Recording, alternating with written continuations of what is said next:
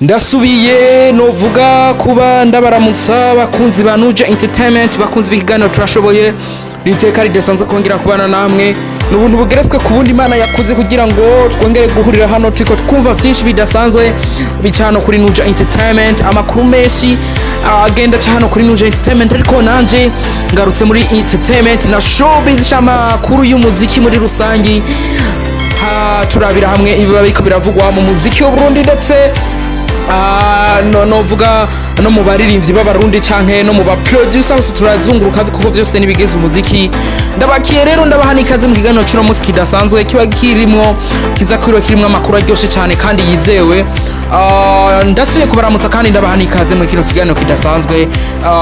Uwo wumva ni Jamal Fred MC, voice of the money, Mike Masterpiece Keeper, motivation the champion intore ya twojo. Rero ni kiganiro kidasanzwe urana ko abafatanya ibikorwa tukomeze kuba tubanabashimira. Umuntu wese ushaka kwamamaza ikintu ndakubwira ko atahandi hantu wokizana atari muri Nuja Entertainment, hama tukayikorerako mukabona success nyuma. Nuko dufise amakuru menshi tuza kugira comparison y'abano novuga bano ba producer, novuga ko novuga bavuga ko bakomeye. Turavuga ubu producer ngo mu Burundi Joel, n'uwo mu Rwanda Elements bivuga ko akomeye hariya mu gihugu cy'u Rwanda.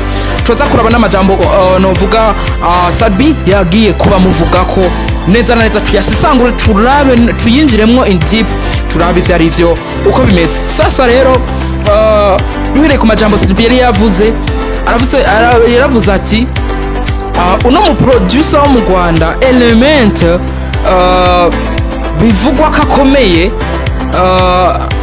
neza na neza bivugwa ko akomeye.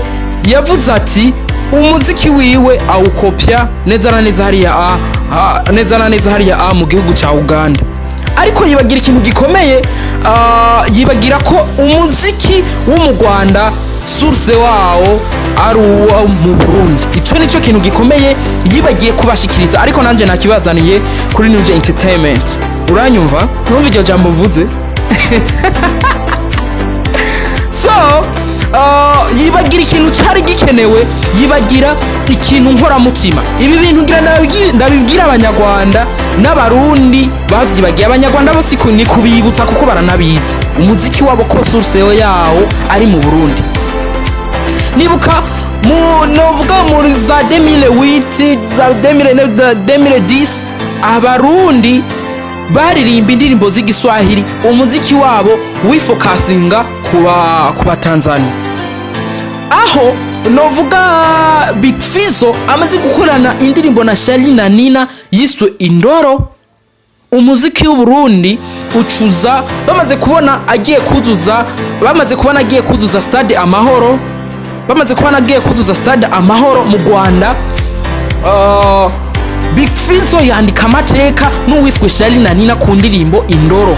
Ni kuvuga stade stade Amahoro iruzura abantu, imvura neza na neza iba titre ikomeye novuga Big Fizzo yubatse hariya mu gihugu cy'u Rwanda. Maze abaririmbyi b'abarundi baca batangura kuririmba ikirundi bifokasinga novuga ku muziki wo mu Rwanda. Umuziki w'u Burundi tangura kuba musobe. Benshi bakunda kuvuga ngo umuziki wo mu Rwanda urarusha umuziki wo mu Burundi. None ngo urusha gute kandi source ariyo ngaha mu Burundi? N'abaririmbyi benshi benspiwe n'abaririmbyi b'abarundi, n'abaririmbyi bo mu Rwanda benshi benspiwe n'abaririmbyi b'abarundi. Ivyo murabizi na The Ben aherutse gukora show ngaha mu gihugu cy'u Burundi, yavuze ati n'amakermesse twajamwe twaririmba indirimbo z'abarundi. None vitava kuki rero tugerageje kuraba ihinduka ryabaye mu muziki w'u Burundi n'u Rwanda. Itandukaniro nuko abanyarwanda bamaze kuba bitaye ikintu ca social media, bamaze kuba bagiha novuga inguvu zidasanzwe mu Rwanda. Nayo ubundi bwo nta muziki badusumvya kuko source niyo ngaha mu Burundi, yatanzwe n'abaririmbyi b'abarundi, yavuye mu Burundi. Ivyo ndabivuze n'uzobimbaza zovyishura uko nyene. Urumva iryo jambo vuze? Rero tukirutse kwa aba producer babiri,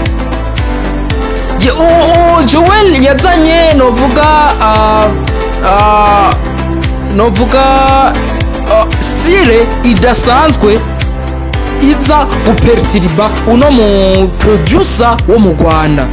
Ni kuvuga indirimbo ziwe ntizasuye kuba zishika mu Burundi nkuko vyari vyitezwe. Producer Joel azana ingufu zidasanzwe, novuga azana ingufu zidasanzwe mu muziki w'u Burundi, awuha iyindi sura bivanye na touch afise, bivanye no kuboka afise mu muziki.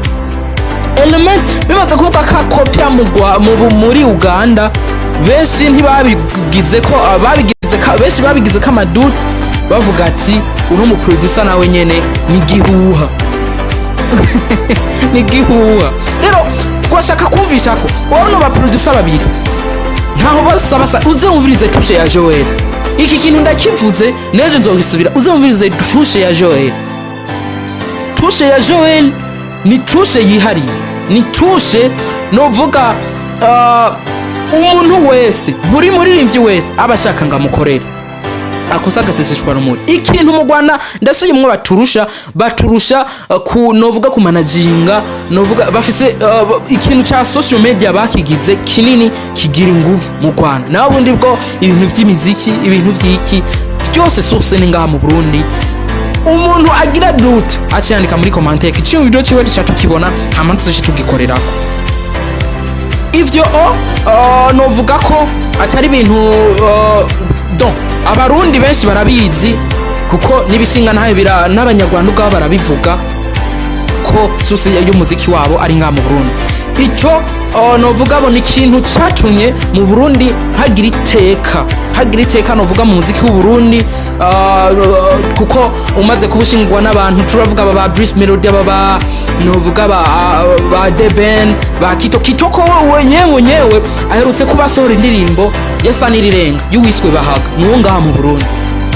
Urumva ko baracyagira muri wa novuga ca kintu cyo turetse kare no kugirana imigenderanire myiza, kugira ubucuti bwiza, abaririmbyi ku baririmbyi, gukoranira ama remix ni vyiza, ariko birumvikana neza cyane ko ari novuga umuziki wo mu Burundi watanze inspiration mu Rwanda. Aba producer babiri umwe yazanye novuga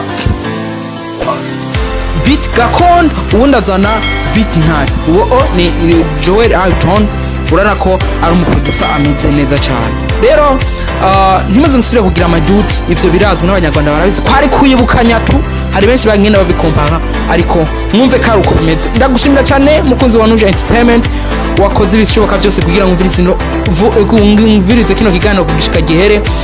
Kora share, kora subscribe, kora commentaire kugira ngo ibintu bimere neza cyane. Ufite icyo wamamaza andika muri commentaire tugufasha kugira ngo ndakwereka utuntu twikora. Nuko yari Nuje Entertainment, yari kiganiro kidasanzwe turashoboye.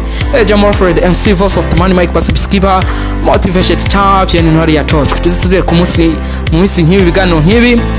Mwakoze cyane, hasta la vista.